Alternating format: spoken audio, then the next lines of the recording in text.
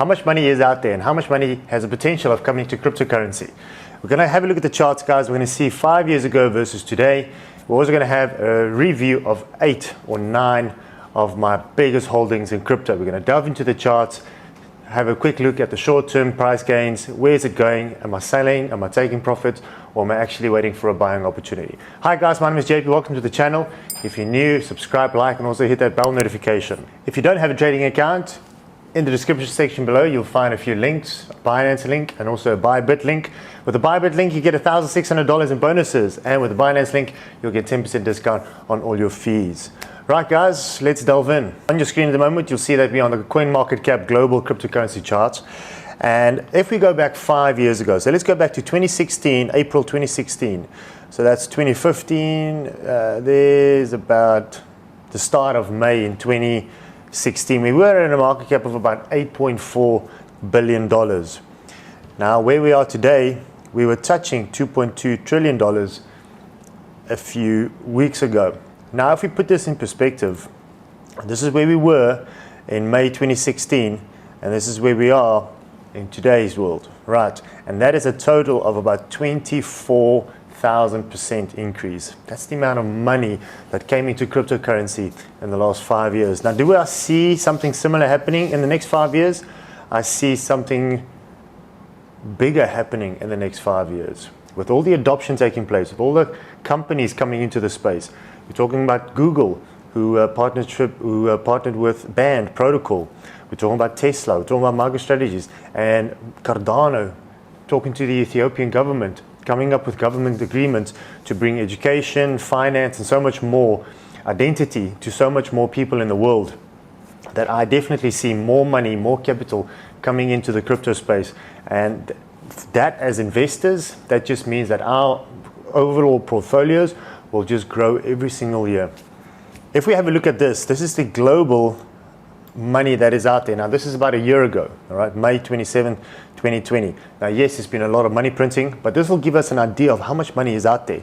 So if we just have a look here, silver sitting at $44 billion. Cryptocurrency, about a year ago, $244 billion. Today, almost $2 trillion. Military spending, US budget deficit, coins and notes out there. A year ago was 6.6 trillion. Today, there's much more. And why I'm saying this is because there's much more coins and banknotes out there, fiat currency out there, people have more money, so there will be more money to spend, and hopefully this money will trickle down into cryptocurrency. I have no doubt about that. Billionaires last year held $8 trillion, gold, $11 trillion industry. Do I see Bitcoin going $11 trillion? Definitely. Just Bitcoin alone? Definitely. That's not even speaking about all the other altcoins and really good projects out there.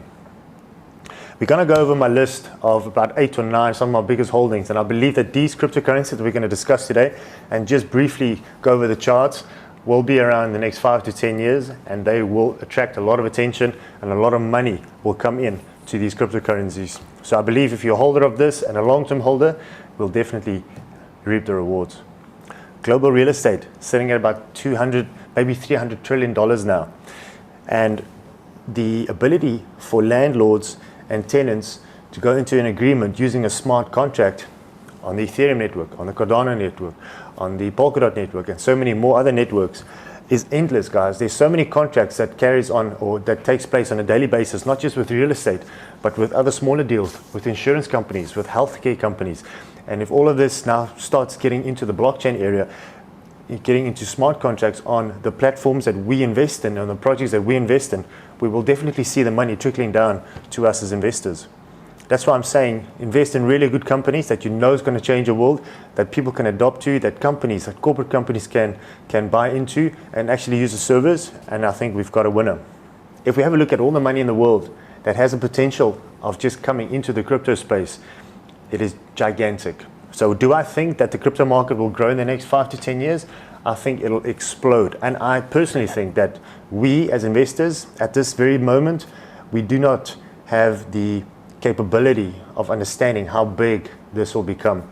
Imagine investing in social media back in 2005.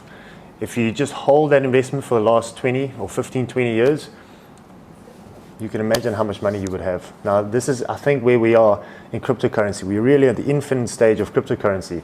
And we as small early investors, we will definitely reap the rewards. So if you're one of those people who go through emotions on the daily price action of your favorite cryptocurrencies, rather just be a long-term investor. Set your mind up to be a long-term investor. And remember, in the short term, the crypto market is like a washing machine. Price goes up and down, up and down. But remember, price is what you pay and value is what you're going to get. Rather have a longer time frame, and in the longer time frame of things, the price action is more like a weighing scale. You know, the better the cryptocurrency does or the project does with the more adoption, the better the price. And price would follow the overall success of the project. So in my terms, the cryptocurrencies that we're going to discuss today, those are my long-term holds. I really have good outlooks for these and prosperous outlooks for these projects. I want to show you guys this. Guys, on your screen now you've got the market emotions, the cycle of market emotions. And we as investors, I think we all go through this until we've been through this a few times, where we now realize that it's just the market emotions.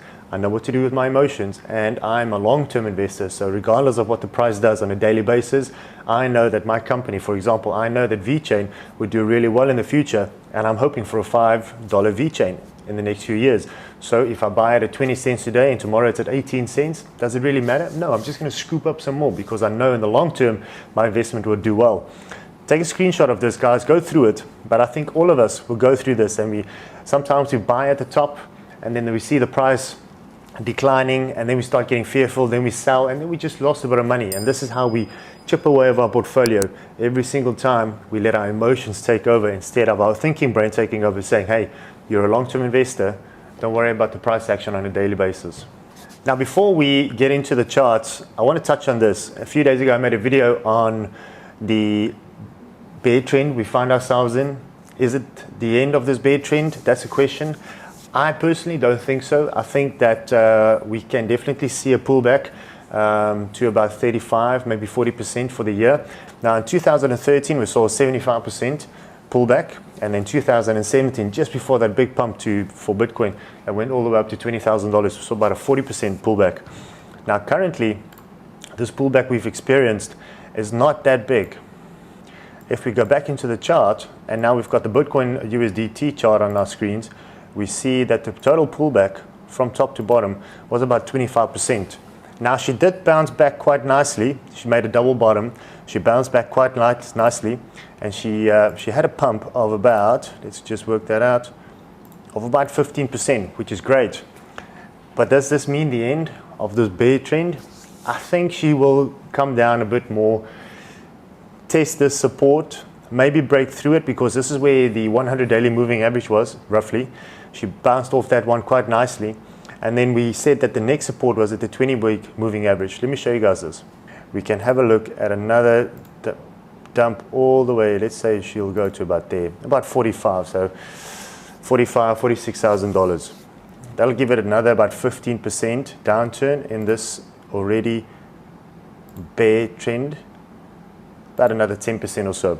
That'll maybe take it to about a 35% downturn in total for this bear trend. However, she would have to break the 100-day moving average. Now let's have a look and see where the 100-day moving average is. Right, so on your screens now, this is the 100-day moving average. We saw that she did test this level. She broke up quite nicely when she tested it. That means if there's a further retracement, we're going to have to come back to this level, retest it. I think as soon as we break this level, so keep an eye on this, as soon as we break this level, we're definitely in for a bigger correction than the one we just received or the one we just had. But right, in the immediate short term for Bitcoin, let's have a look here and see what the indicator says. We can see the stock RSI is climbing quite nicely over oversold area. I can see the MACD also making a turn to the upside. The volume is increasing, and also let's see the moving average. It looks like the moving average is turning. Let's have a look at the 4-hour moving average. Definitely coming up in the short term, coming down slightly. However, I think she's going to test this level. There's a lot of volume, but also there's not a lot of volume in this area below that range over there. So the next volume is about there. So could we see a possible retracement of price all the way down to 49,000? Yeah, possibly. That'll be nice. That'll be a nice buying opportunity for you guys. Do we see a pattern forming? So right, any patterns forming for Bitcoin? I can see there was a double bottom at this level, at the 48 level. In the immediate short term, I can see, however, I think she's going to come down quite nicely. This might pose a buying opportunity for some, and like I said, the next big volume is at about 49. So would I wait to buy Bitcoin again? I would maybe wait and see if there's a pump during this phase over here, because we can't see a lot of volume there. She might come back and retest this level right at the 49 level, and that is a decline of roughly about maybe 8% or so. This might play over the next few days. However, this is Bitcoin, and we know that any news in the market would then just skyrocket the price to the upside. Let's go through Ethereum. Right, so now this is the Ethereum chart, guys. We can see that Ethereum is finding itself in this rising wedge, bouncing between resistance and support. She's coming up quite nicely. Now she just bounced off the resistance again, and in the immediate short term, you can see there's a small turn to the downside with a big volume, a sell candle on the volume. If we have a look at the hourly chart, you can definitely see she's coming down. The moving average also coming down slightly. If we zoom out on that, we can see the MACD coming down and the stock RSI and the oversold position. Normally I look for 3 indicators to either buy or hold or sell my position. I can see, so the moving average is turning, Ethereum is coming to the downside, the volume has been selling, the MACD looks like she's also going to turn to the downside. However, the stock RSI says it's in for a climb. So 3 out of 4, I'll definitely hold on before I buy some more Ethereum, because I do think the price would come down all the way to about this level of about $2,450 before I would buy in again, because I can see there that's the next big volume candle. Then the next volume candle over there would be roughly about $2,200. So let's see what she does in the immediate short term. But yeah, I would definitely hold on before I buy anything. However, like I said, in Bitcoin, a bit of news, the price might just shoot up. If you're a long-term investor, $100 or so wouldn't really matter. However, if you are trying to make short, small little gains, then yeah, this will definitely matter. All right, let's move on to Matic. Matic absolutely exploded out of this ascending triangle she found herself in. You can see she had a nice pump to the upside. That was yesterday or so, and then today she is retracing back slightly, already having a retracement of about 13%. I like to keep my graphs on the chart itself, so I can kind of see what she did in a few days. You know, if I just remove the graphs, it's a completely new chart. But yeah, I like to keep my charts there. Now, if we just have a look in the immediate short term, I can see the moving average turning, and she is dumping a bit. The MACD definitely turning, and also the volume. There's a lot of sell counts and volume. So 3 out of 4, I would definitely hold on before I get into Matic. The next level should be at about the 50, maybe a 60 cents level. So yeah, if you want to get into Matic, maybe just hold on. That's what I see in the immediate short term for Matic. In the longer term time frame, I think maybe $1.30 is not out of the ballpark within a few months for Matic. All right, Aave, one of my favorite DeFi projects, and I think they're going to do really, really well. Very similar to Matic. She broke out almost like this horizontal wedge she found herself in, broke out, came back in, and then she just shot up. Also correcting in the immediate short term. If we have a look, if you want to get into Aave at the moment, what would I do? You can see volume candle selling, MACD turning around, and oversold because of all these volume candles, all the people selling their Aave at the moment. The next price level is about the $400 range. So if you have a bit of bucks, yeah, maybe just wait it out, see if she retraces back to that $400 level, and then start getting in. And then you can dollar cost average in, because she might bounce up or she might come down a bit, but just dollar cost average into Aave if you really want to. Let's have a look at Uniswap. Uniswap finding itself, she had this ascending triangle, broke out nicely, she came back down, and if we have a look at the VPVR, and we have a look at let's have a look at the hourly time frame. That'll give us a better indication of what's going on. Yeah, there's a lot of volume at this level over here, $36. Currently finding herself at about 39, let's call it $40. So maybe wait for a retracement back to this level, because there's really not a lot of volume over here to support or bump the price up. That's just what I see, guys. If you do see something different, leave a comment in the section below and then let me know what you think. But yeah, I'll definitely, if I want to scoop up some more Uniswap, I'll definitely wait for it to retrace back all the way down to about a $36 or so uni, and you just load the truck. If she does break through that level, next level at about a $32, which is possible if we see the Bitcoin price coming down and there's a bigger correction, like I said earlier. All right, guys, next one is VeChain. She's found herself in this double bottom. Normally double bottoms bounce up to the upside in the bull market. It's a bullish continuation, and this is what happened with VeChain. She just shot up to the upside, now testing the 19 cents level. Do I think she's going to come down a bit more? Let's have a look at the other indicators. If you want to get into VeChain, I can see a lot of selling taking place. The MACD says yes, and also it's oversold.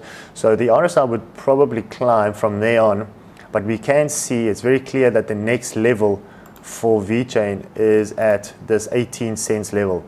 If we just zoom into that, the next big volume on the VPVR is at the 18 cents level, roughly about there. So we could definitely see her retracing back, if in the medium short term, with another maybe 7% back to the 18 cents level, and that's where you could scoop up some VeChain if you are looking to get some VeChain and increase your holdings in VeChain. Also a long hold for me, so if I buy it at 19 cents or 18 cents, if you're buying a big volume, obviously those 1 cent, they make a difference. Otherwise, just hold on, because eventually VeChain will be $1.50, and in the long term, maybe the next 5 or so years, $5 VeChain. So yeah, you're buying a very good product or asset for 19 cents. Link found herself in this descending triangle. She did break to the upside. Where she could go, well, potentially where she could go is about a $41, $42 link, and that's on the 4 hourly, so roughly about there. We can see her correcting over here. Let's just get rid of that. She is correcting, making a turn to the downside. Not a lot of selling volume going on. If we look at the hourly chart, if you want to get into Link, yeah, there is a bit of volume. Yep, there she goes. That was a big sell candle. Look at that, guys. Wow, big sell candle. Yeah, the next volume is this one over there, which is roughly in the region of about $33. Now sitting at touching $35. I can definitely see her come down a bit more after that little dump to about 33, 34. And then if she doesn't hold up there, the next big volume is roughly at about the 32. I would dollar cost average into this. Now wouldn't be a bad time to just wait and see if she tests this $33, $34 range. If she breaks that, and then just scoop up some more at about a $32 range. Do I see a pattern in Link? I can definitely see some resistance in Link at this level, 34, where she's currently now, because, well, if we just take it down a bit further to about there, yeah, that kind of makes sense, because she's bouncing off quite nicely over there, over here, and over there. So could we see a possible downturn for Link to this level, about $34? Yeah, definitely. And let's see if she bounces off that, we could see a pump to the upside. So maybe if you want to get into Link, maybe the $34 range could be a nice entry point for you. Let's just have a look here. Like I said, big sell volume now. The MACD says she's going to turn to the downside, and also the RSI looking at in the oversold area. Yeah, that's my 50 cents on Link. Right, this is the ADA chart. ADA found herself in a wedge, a descending wedge, bouncing between support and resistance, and then she had this double bottom. Double bottom broke to the upside, and this is on the 4 hourly. Yep, she broke out quite nicely with a pump of about 20%. Now it's starting to retrace again. So now about $1.27. She had a really good pump out of the gates after this bearish trend we found ourselves in. On the shorter time frame, if you're looking to get into ADA, I can see the next level of a lot of buying, a lot of volume going on, about $1.20. The volume says there's a big sell candle, MACD turning to the downside and also overbought. So I can definitely see ADA coming down. And then also lastly, one of my favorite projects, Front. I think Front's going to do good things in the near future. They have partnerships with some major projects out there. She broke through this level now. Remember, this was the fib retracement level of about, yeah, there we go. That was the 23.6. She broke through that, and now she's coming back, and she actually went below the 23.6 level on the fib retracement. Where do I see Front going in the immediate short term? Well, there's a lot of volume at about that level, $1.76. So can we see her coming all the way down to about $1.76, $1.80? Possibly. But let's see what she does. You're going to have to keep your eye on this. If we move into the 1 hourly time frame, yeah, definitely breaking that 23.6% and coming towards the downside to about there, $1.60. Let's just call it there, about $1.70 or so. All right, guys, that's it from me. Before this video gets too long, I hope you enjoyed that quick little analysis on some of my favorite cryptos. Just, am I going to buy? Am I going to wait? What do I do? We also had a look at all the money that could flow into cryptocurrency in the next few years. Guys, I think we are in for such a great run in crypto, and we are early, definitely early. If you don't have a trading account, if you want a trading account, just sign up using one of the links below. That'll give you some discounts and also $1,600 in bonuses if you use the Bybit link. Guys, have a great day. I will see you guys again. Next video would be a nice Cardano video. What is Cardano?